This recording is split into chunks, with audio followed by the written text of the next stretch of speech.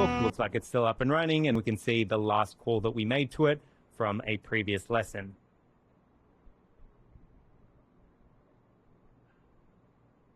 Let's do the same for our hospital server. Remember, the insurance server is running using CrewAI, and it's a retrieval augmented generation agent. Our hospital server is using Smol agents, and it's using a code agent. Okay, so for our hospital server, we're again going to import iframe. We're going to import OS, grab the local URL, and then run the terminal. But remember, the hospital server is running on terminal 2, as you can see here. So if we go on ahead and run that, let's double check if our hospital server is still up and running and take a look. It does look like it is up and running over there.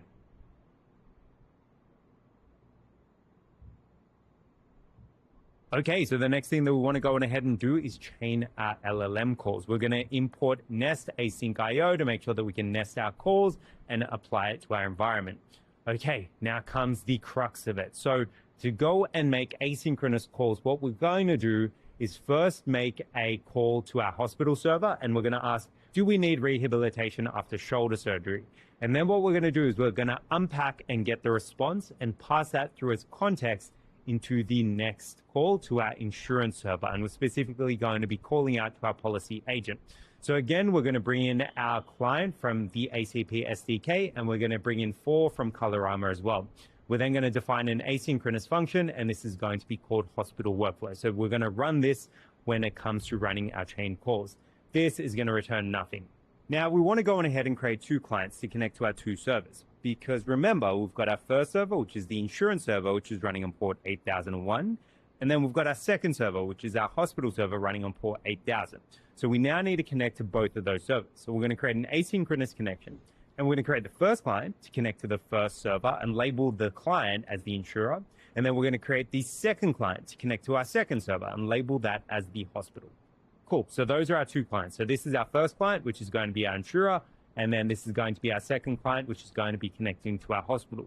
But it shows you that you can connect to different ACP servers, which is ultra useful if you have agents in different organizations, if you have different specialized agents and they're running in different places.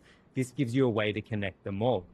But how do we pass context between them so that we can make sequential calls? So first up, what we're going to do is we're going to connect to our hospital client, and we're going to run a synchronous function, and we're going to call out to our health agent, and then we're going to pass through our prompt. So our prompt is going to be passed through into the input variable, and we're going to set that to, do I need rehabilitation after a shoulder reconstruction? Now, once we've gone and run this particular prompt, we'll be able to unpack that. And remember, we're able to unpack using the message and message parts format. So to get our output, or to get the specific text from our output, we're going to go to our run, we're going to get the output, and we're going to get the first example. Because remember, if you have multiple prompts, you're able to get multiple responses back. And we're going to grab the first part because we're sending it all as one output, and then get the content from that. Now, to make sure that we can see what we're outputting, I'm going to print this out. So we're going to print it out in light magenta using Colorama. So over here, we've got our terminal formatting. We're then going to append the content, and then we're going to reset to make sure that we go back to white. Then we're going to run our second call. So this is effectively our first call to our first ACP server.